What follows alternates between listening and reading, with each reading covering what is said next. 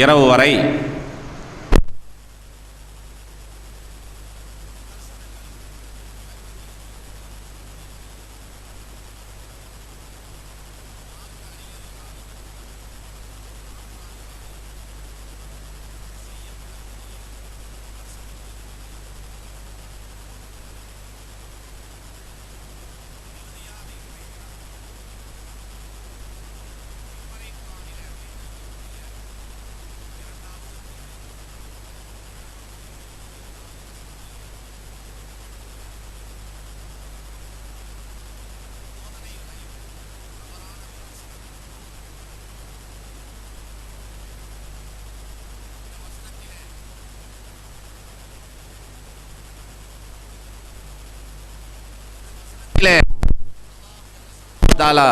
குறிப்பிடுகிறான்,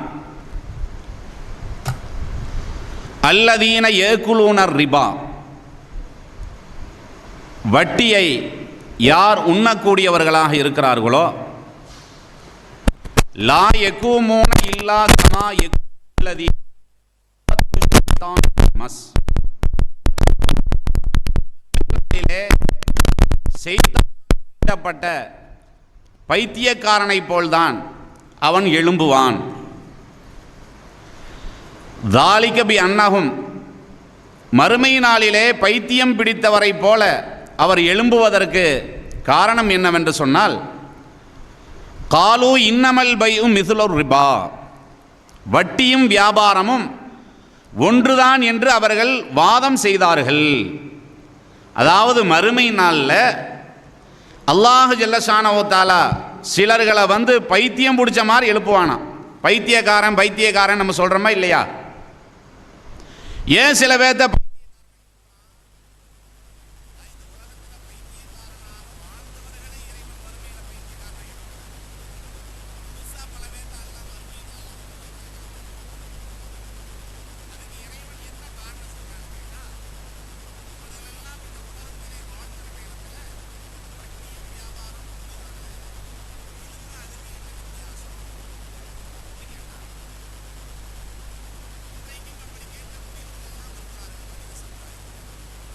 ஏன்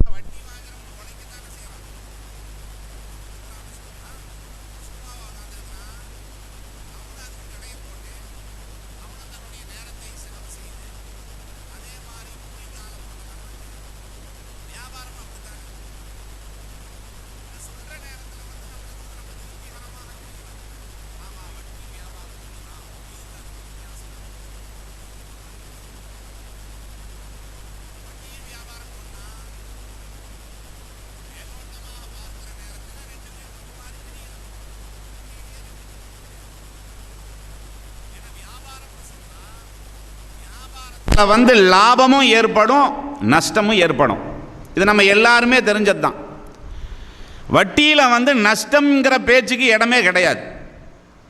அதாவது அவன் ஒரு தைரியசாலியாக துணிவுள்ளவனாக அந்த வட்டி கடைக்காரன் இருந்தான்னு சொன்னால் அவனுக்கு வந்து நஷ்டம்னு ஒன்று வருமானா நஷ்டம்னு வராது. சில பேர் வட்டி கொடுத்து திறமை இல்லாதவனாக இருப்பான், வசூல் பண்ணுறதுக்குரிய திறமை இல்லாமல் இருக்கும்.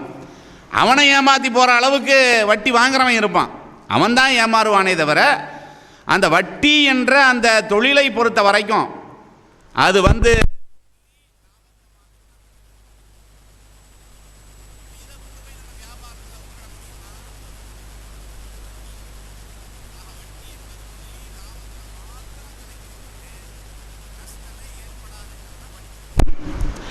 ஆனாலும் இது ரெண்டும் ஒன்று தான் அப்படின்னு சொல்லி இந்த உலகத்தில் வாழ்கிற நேரத்தில் அவர்கள் வாதம் பேசினார்கள். அதனால் நான் பைத்தியக்காரனாக எழுப்புறேங்கிறான். நீங்கள் திருமறை குர்ஆனை புரட்டி பார்த்தீர்கள் என்று சொன்னால்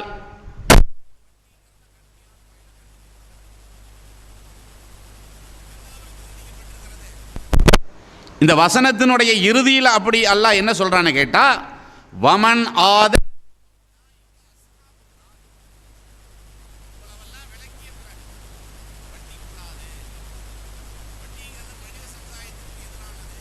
என்றெல்லாம் விளக்கிய பிறகும் யார் அந்த வட்டியில் மறுபடியும் போகிறாங்களோ அவர்கள் வந்து நரகவாசிகள்.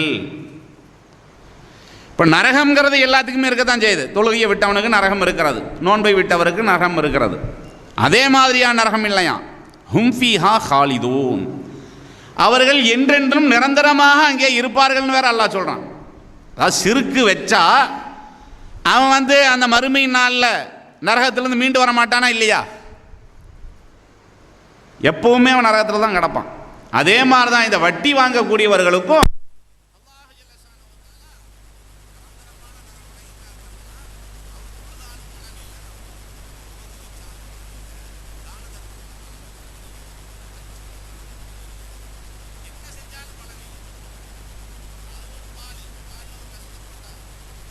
குடிப்பாங்களா, ஒரு பொட்டு தானே ஊற்றிருக்குன்னு யாருமே குடிக்க மாட்டாங்க.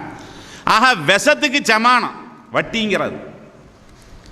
4 விதங்கள்ல அல்லாஹ் ஜல்ல ஷானஹு தஆலா அல்லாஹ்வா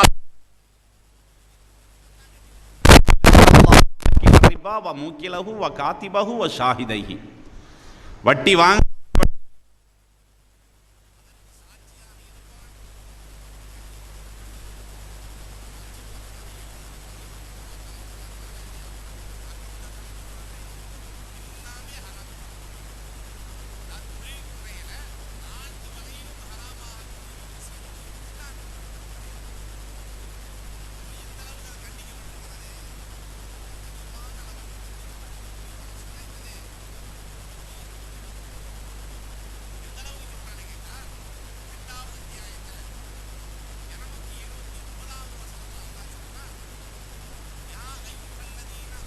இத்தகுல்லா, இது 278 இருக்கிறது.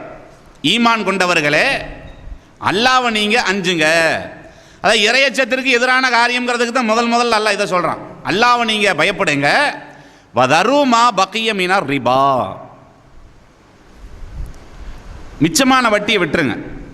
அதாவது ஒருத்தன் திருந்தனான்னு சொன்னா இப்போ 10 வருஷ காலமாக வட்டியை கொடுத்துருமா, திருந்தனால் அந்த 10 வருஷமும் என்னவெல்லாம் வட்டி வாங்கினானோ அதெல்லாம் திருப்பி அடைக்கணுங்கிற அவசியமெல்லாம் இல்லை மார்க்கத்தில். அதனால் நீங்கள் வட்டி வதருமா பக்கிய மினர் ரிபா, வரவேண்டிய வட்டியெல்லாம் நீங்கள் விட்டுருங்க, அசலை மட்டும் வாங்கிக்க. இன் குன்தும் முஃமினீன், நீங்கள் மூமீன்களாக இருந்தால், அதான் நீங்கள் மறுமையினுடைய எண்ணம் படைத்தவர்களாக இருப்பீர்கள் என்று சொன்னால், இதுவரை நீ வாங்கிட்ட சரி அதெல்லாம் திருப்பி கொடுன்னா உனக்கு கஷ்டமாக தான் இருக்கும். இன்னொன்னுடைய பாக்கியெல்லாம் நிற்கிது, பாக்கியவெல்லாம் நீ வாங்கிக்க. உன்னுடைய அசல் 10,000 ரூபா கொடுத்தியா, அந்த 10,000 ரூபாய் வாங்கிக்க. 10,000 ரூபாய்க்கு 13,000 ரூபாய் நீ பேசியிருப்பியா இல்லையா, அந்த 13,000 ரூபாய் வாங்கிறாது, அந்த 3,000 ரூபாய் வாங்கிறாது. அப்படியெல்லாம் அல்லாஹ் ஜல்ல ஷானஹு தஆலா தன்னுடைய திருமறை குர்ஆன்ல சொல்லி காட்டுறோம். ஆக இந்த வசனத்தில் இதுதானுங்க போதனை. நம்மளுக்குள்ள போதனை என்னன்னு கேட்டால், பொருளாதாரத்தை திரட்டுகிற வழியில் வந்து வட்டிங்கிற வழி கூடாது. அது எந்த வகையில் இருந்தாலும் கூடாது, என்ன பேரை வச்சுக்கிட்டாலும் கூடாது. ஏன்னா வட்டிங்கிற பேர் மாத்திரம் இருக்காது, அது பல வகைகளில் இன்றைக்கு வட்டியாக இருக்கிறது, பல பேர்களில் இருக்கிறது. அது எந்த வகையில் இருந்தாலும் நம்ம தவிர்த்து கொள்ளணும். ஏன் தவிர்த்து கொள்ளணும்? மறுமையில் வந்து அல்லாஹ் வந்து நம்ம பைத்தியக்காரனாக எழுப்புவாங்கிற அந்த நம்பிக்கை நம்மளுக்கு ஆழமாக பதிய வேண்டும். இதுதான் வந்து இந்த வசனத்தினுடைய நேரடியான விளக்கம். இதில் வந்து தவறான விமர்சனங்கள் எதில் செய்யப்படுகிறது? இப்போ நான் படித்தனா இல்லையா, இதில் ஏதாவது தப்பு மாதிரி ஏதாவது உங்களுக்கு தெரியுதானா? ஒன்றுமே தெரியாது. ஆனால் உலமாக்களில் சிலர்கள் என்ன பண்ணுறாங்கன்னு கேட்டால், இந்த வசனத்தினுடைய கருத்தை வேற மாதிரி திருப்புறாங்க. அதான் நான் சொன்ன வழியிலையும் பயன்படுத்துகிறாங்க, அல்லாஹ் இந்த வசனத்தில் எதை சொல்லலையோ அதையும் மக்களுக்கு சொல்கிறாங்க. என்ன சொல்கிறாங்க? இன்னைக்கு உலகத்தில் நீங்கள் பார்த்தீங்கன்னு சொன்னால் பைத்தியங்கள் இருக்கிறாங்க. பைத்தியம் நம்ம சொல்கிறோமா இல்லையா? காக்கு இருக்குது, அரக்கு இருக்குது, முழுக்கு இருக்குது, முக்காவாசி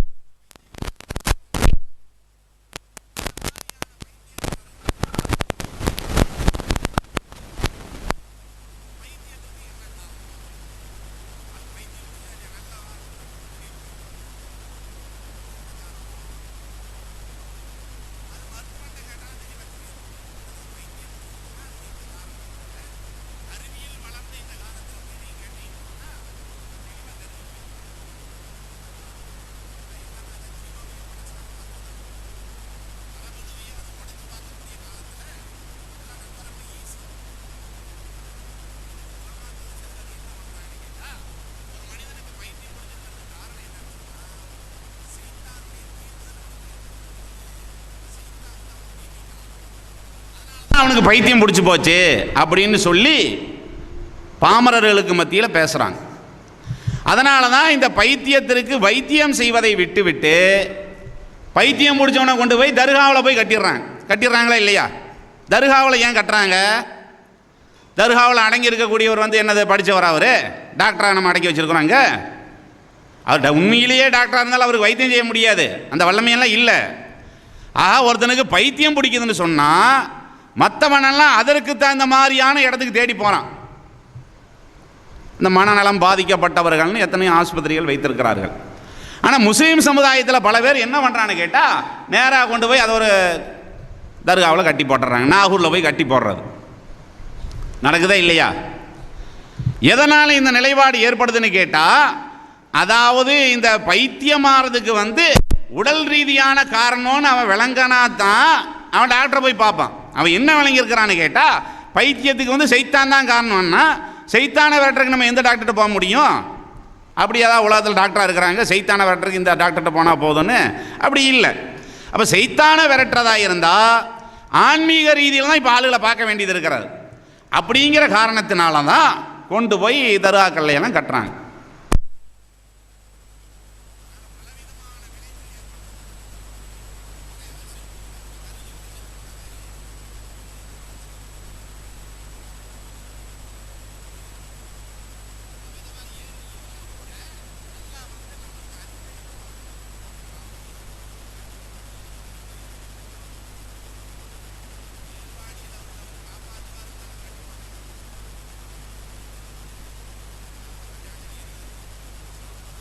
கதறி இருப்பாங்களா இல்லையா? பைத்தியக்காரனுக்கு வேதனை வந்து தான் இருக்கும், சாம்பலாக போகிறான். ஒருத்தனை கூட காப்பாற்ற இயலல அந்த ஏர்வாடி அவுளியாவுக்கு. எந்த ஏர்வாடி அவுளியாவை நம்ம பெரிய வல்லமை பிடித்தவராக, வல்லமை படைத்தவராக நம்ம நினைக்கிறோமோ, ஒரு ஆளையாவது காப்பாற்றினாரா? கடைசியில் கெட்ட பேரை தான் வாங்கினார். ஏர்வாடியில் உள்ளவர்கள் இப்படி நடந்தார்கள்னா அந்த கெட்ட பேர் யாருக்கு உள்ளது? அது அந்த மகானுக்கு நீங்கள் சம்பாரித்து கொடுத்தீங்க. அப்போ அவுளியாவை வந்து நம்ம இழிவுபடுத்துகிறோம், கேவலப்படுத்துகிறோன்னு அவங்க சொல்லி கொண்டிருக்கிறார்கள். ஆனால் யார் இழிவுபடுத்துகிறா? விவேக்குன்னு ஒரு நடிகன் இருக்கிறான். விவேக்குன்னு சொல்லி ஒருத்தன் நகைச்சுவை நடிகன், இப்போ நடிச்சுக்கிட்டு இருக்கக்கூடிய அவனே போட்டு கிண்டல் பண்ணான். இந்த விவரம் கூட உங்களுக்கு இல்லையாப்பா? ஏதோ ஒரு படத்தில் நகைச்சுவை காட்சியில் பாருங்க, நகைச்சுவை வடிவத்தில் வந்து போச்சு. அதாவது அவுளியாக்களினுடைய சரித்திரத்தில் படிப்பினையை சொல்லணும், படிப்பினையை சொல்கிறத விட்டுட்டு இந்த மாதிரி கேணத்தனமான காரியங்களை பண்ண காரணத்தினால அந்த நகைச்சுவை நடிகன் விவேக் என்ன பண்ணுறான், அதை ஒரு படத்தில் இப்படியெல்லாம் ஆகிப்போச்சு, அறிவு இருக்குதா இப்படிங்கிற தோரணையிலெல்லாம் கேள்வி கேட்குறாங்க. அவன் கேட்குறது கரெக்டு தான், ஆனால் கேட்க வச்சது யார்? நம்ம தானே கேட்டோம். அப்போ இந்த மாதிரி என்னன்னு விளங்காமல் சும்மா போய் ஒருத்தனுக்கு லூஸ் கலந்து போச்சுன்னா உடனே கொண்டு போய் எல்லாமே தர்காவில் கட்டி வச்சிடுறது. அங்கே நடக்க அத்தனையுமே ஃப்ராடு தான் நடந்து கொண்டிருக்கிறது. அதாவது இதுக்கெல்லாம் அல்ல அதிகமாக கேள்வி கேட்பாங்க. பைத்தியக்காரனும் ஒன்று, குழந்தைய விட பைத்தியக்காரன் ரொம்ப மோசமான ஆள். குழந்தையாவது கொஞ்சமாவது அறிவு இருக்கும், அதுக்கு பைத்தியக்காரனுக்கு அது கூட கிடையாது. ஒரு குழந்தையாவது ரொம்ப சின்ன குழந்தை தான் அந்த துணிமணியெல்லாம் அவுத்து போட்டு சுற்றுவாங்க. ஓரளவுக்கு பெரிய ஆள் ஒரு 8 வயசு குழந்தை, 9 வயசு குழந்தை, 10 வயசு குழந்தையெல்லாம் துணி அவுத்து போட்டால் சுற்றுறாங்க. ஆனால் இவன் பாதி ஒரு பைத்தியக்காரனுக்கு வந்து ஒரு 20 வயசு இருக்கும், 40 வயசு இருக்கும், அவன் துணி இல்லாமையே சுற்றுறான்.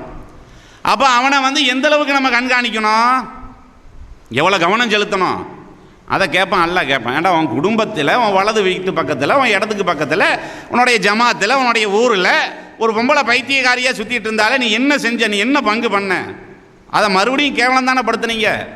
அப்போ நாகர்கோயிலில் போய் பார்த்தீங்கன்னு சொன்னால் நிறையா பேர் பைத்தியக்கார வடிவத்தில் சில பொம்பளைகளை அப்படி சுற்றிக்கிட்டு இருக்கிறாங்க. அப்போ அவங்கள தேவையில்லாத காரியத்துக்கெல்லாம் கூப்பிட்டு போகிறான். அந்த நேரத்தில் கூட அந்த மனித நேயம் வளர மாட்டேங்கிறது. அவனும் போய் தேவையில்லாமல், அவளே பைத்தியம் பிடிச்சவளாக இருக்கிறாள், பைத்தியம் பிடிச்சவளுக்கு குழந்தை, அது எப்படி வருது? அது அவளுக்கு திருமணமும் ஆகலை, அவள் யாருன்னு தெரியவும் செய்யாது, இடுப்பில் ஒன்று கையில் ஒன்று, ஆனால் பைத்தியம் இருக்குதா இல்லையா? அப்போ அவ்வளோ மோசமான ஒரு டேஞ்சரான அது ஒரு நோய்ங்க.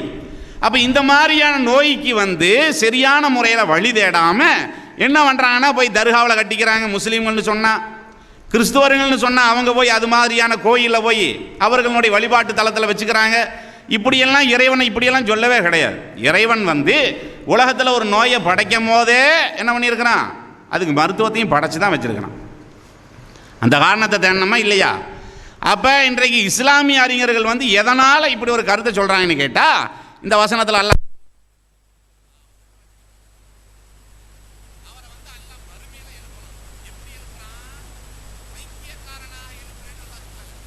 வருதுன்னு கேட்டா, அதாவது இல்லா கமா யக்கூம் உள்ளதி யதஹப்பதுஹு ஷைத்தானு மினல் மஸ். ஷைத்தான் தீண்டினால் ஒருத்தனுக்கு பைத்தியம் முடிக்குமா இல்லையா? அந்த பைத்தியக்கார மாதிரி நான் எழுப்புவேங்கிறான்ல. எப்படி சொல்றான்? வட்டி வாங்கக்கூடியவர்களை மறுமையில பைத்தியக்காரனா அல்லாஹ் எழுப்புறான். அந்த பைத்தியம் எப்படிப்பட்ட பைத்தியம்னு கேட்டா, ஷைத்தானால் தீண்டப்பட்ட பைத்தியம் மாதிரி எழுப்புவான். அதனால தான் நாங்கள் தர்காவுக்கு போகிறோம் அப்படின்னு சொல்லி என்ன பண்ணுறாங்க, விளக்குறாங்க. அதனால தான் அவங்களுக்கு 3 கட்டு இருந்தது 7 கட்டு இருந்ததுன்னு சொல்லி சைத்தானை வந்து அவுளியா வந்து கனவுல வந்து அவுத்து விட்டு போனார்னால இவன் அவுத்து விட்டுக்கிட்டு இருக்கிறான். சங்கிலி அவுத்து விட்றாருன்னு சொல்லி இவனா கதையை அவுத்து விட்றானே தவிர இதெல்லாம் உண்மையா? அப்போ உண்மையிலேயே வந்து பைத்தியம்னா என்ன? இந்த வசனத்தில் என்ன சொல்கிறாங்க? 2வது பைத்தியம்னா என்ன, எதனால் ஒருத்தனுக்கு பைத்தியம் பிடிக்குதுன்னு கேட்டால் அதுக்கு பலவிதமான அறிவியல் காரணங்கள் இருக்கிறது. சிம்பிளான காரணம் என்ன? அல்லாஹ் வந்து நம்மளுடைய பாடிக்கு வந்து எந்த நேரத்தில் ரெஸ்ட் கொடுக்கணுமோ அந்த நேரத்தில் கொடுக்க சொல்லியிருக்கிறான். உறக்கம் என்பது மனிதனுக்கு ரொம்ப ரொம்ப முக்கியமானது. என்னது? தூக்கம் என்பது. இந்த தூங்குற நேரத்தில் ஒருத்தன் சரியான முறையில் தூங்காமல் தூங்குற நேரத்தில் வெட்டி வேலையை பார்த்துக்கிட்டே இருந்தான்னு சொன்னால் நாளாக அந்த மூளை வந்து ஒரு குழம்பு மாதிரி இருக்கும். அந்த மூளை வந்து தண்ணிக்குள்ளே தான் மிதந்துக்கிட்டு இருக்கிறது, நம்மளுக்கு தெரியல. மூளை இருக்கா இல்லையா? மனிதனுடைய மூளை, இந்த மூளை வந்து தண்ணிக்குள்ளே தான் மிதந்துக்கிட்டு இருக்கிறது. அது ஒரு திரவியம்னு சொல்லுவாங்க. ஏன்னா அது மேலே கீழே படம் இந்த பால் மாதிரி இப்படி தான் ஆடிட்டு தான் இருக்கிறது. அப்போ நீங்கள் பிடிக்கும் போது போய் மண்டையில் அடிச்சிடக்கூடாதுல்ல. அதனால் அது என்ன சொல்லுவாங்க, ஸ்ப்ரிங்குன்னு சொல்லலாம். வண்டியிலலாம் வருதா இல்லையா 4 டயருக்கும். அப்போ பயங்கரமாக அடிபட்டுறக்கூடாது, ஏன்னா ரொம்ப ரொம்ப மெல்லிசானது அது. அப்போ அதுக்காக வேண்டி அல்லாஹ் ஜல்லஷானஹு ஒரு திரவியத்தை ஏற்படுத்தி வச்சிருக்கிறான். அது கரெக்டாக இருக்கிற வரைக்கும் தான் மூளை சரியாக இருக்கும்.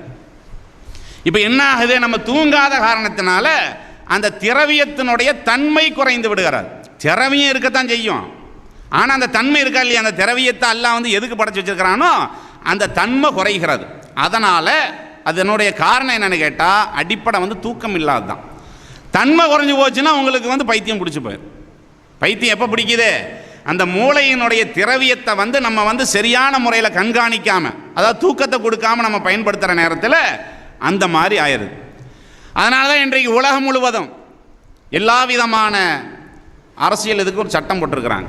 என்ன சட்டம்? ஒரு மனிதன் 24 மணி நேரம் ஒரு நாளைக்கு 8 மணி நேரம் அவன் வந்து வேலை பார்க்கணும். ஏன்னா உலகத்தில் வாழணுமா இல்லையா? 8 மணி நேரம் வேலை, மீதி 8 மணி நேரம் வந்து அவன் ஜாலியாக இருக்கணும். ஜாலியாக இருக்கிறது சினிமா பார்க்குறதுன்னு அர்த்தம் இல்லை.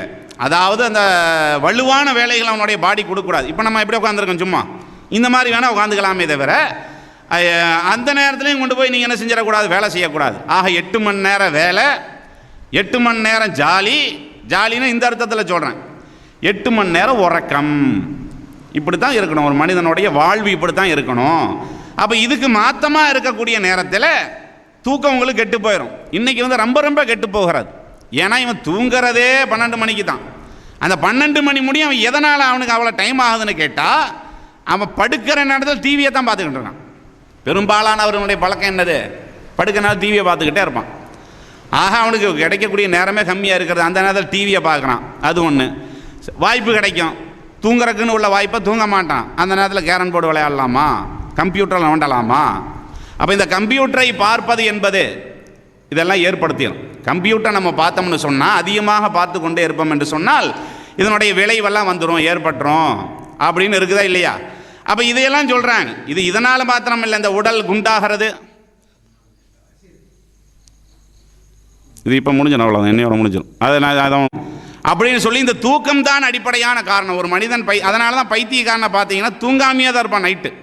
நைட்டு பார்த்தீங்கன்னா எந்த பைத்தியமாக தூங்குறாங்களா? தூங்காமையாக தான் இருப்பான். காரணம் என்னென்னா அவன் வந்து தூங்குற நேரத்தில் வந்து தூங்கலை, வெட்டியில் கழிச்சிட்டு இருந்தான். அவன் பைத்தியமானவனையும் அவனுக்கு தூக்கம் வரலை.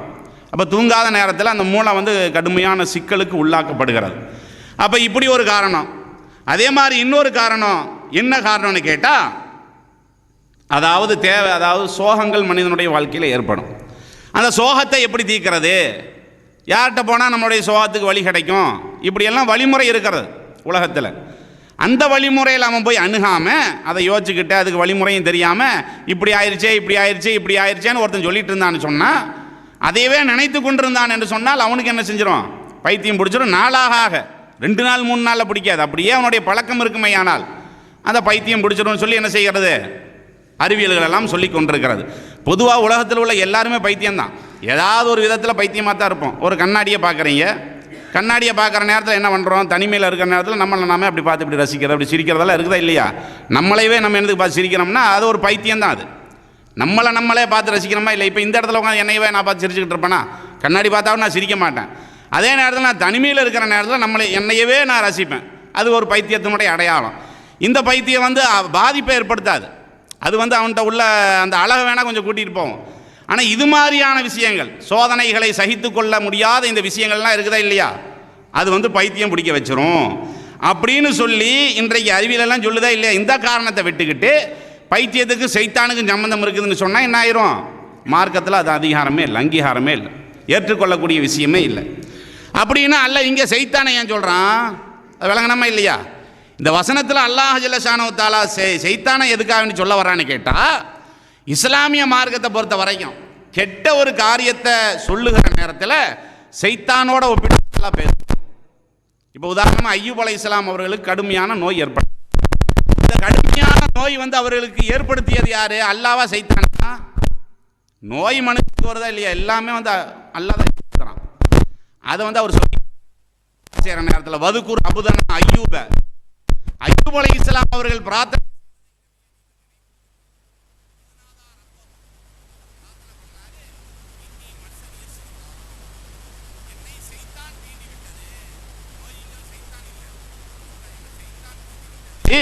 பினுசிபின் வாதாபின், வேதனையாலும் துன்புறுத்தக்கூடிய மோசமான விளைவுகளாலும் யா அல்லாஹ் என்ன சைத்தான் தீண்டிருச்சு. முறப்பிரகாரம் சொல்றதா இருந்தால் யா அல்லாஹ் நீ கொடுத்த நோயை நீயே நீக்குன்னு தான் சொல்லணும். ஆனால் இஸ்லாமிய மரபில் அப்படி சொல்லக்கூடாது. கெட்ட காரியத்தை வந்து அல்லாட்ட சேர்த்தாவே கூடாது. கெட்ட காரியத்தை சொல்லும் போது இந்த மாதிரி சைத்தான் பண்ணிட்டான், அந்த மாதிரி சைத்தான் பண்ணிட்டான், ஆக அது உண்மையான சைத்தானுக்கு சொல்லப்படுறதில்ல, கெட்ட காரியத்துக்கு சொல்லப்படுறது. அப்போ இந்த வட்டி வாங்குறதுங்கிறது வந்து கெட்ட காரியம் தானே. அதனால தான் அல்ல அந்த கெட்ட காரியத்தை சைத்தானோட ஒப்புறான் மறுமை நாளில். உண்மையிலேயே அவன் சைத்தான் பிடிச்சதுனால பைத்தியக்காரமாக மாறுறான் அப்படிங்கிற மாதிரியான அர்த்தம் இல்லை. இதை பெருமானார் ஸல்லல்லாஹு அலைஹி வஸல்லம் அவர்கள் நம்மளுக்கு என்ன செய்கிறாங்க, விளக்குறாங்க. இப்னு அப்பாஸ் ரலியல்லாஹு அன்ஹு அவர்கள்ட்ட இதே வசனத்திற்கு விளக்கமாக அதை நம்ம பார்க்குறோமா இல்லையா? இன்னும் சொல்ல போனால் சைத்தானுடைய வேலை என்ன, ஒருத்தனை அரக்கு இருக்கனாக்கிறது, இன்னொருத்தன் முழுக்கு இருக்கனாக்கிறது, இந்த வேலையை அவனுக்கு சைத்தானுக்கு. இதனால் அவனுக்கு என்ன நன்மை? சைத்தான் நன்மை என்னன்னு கேட்டால்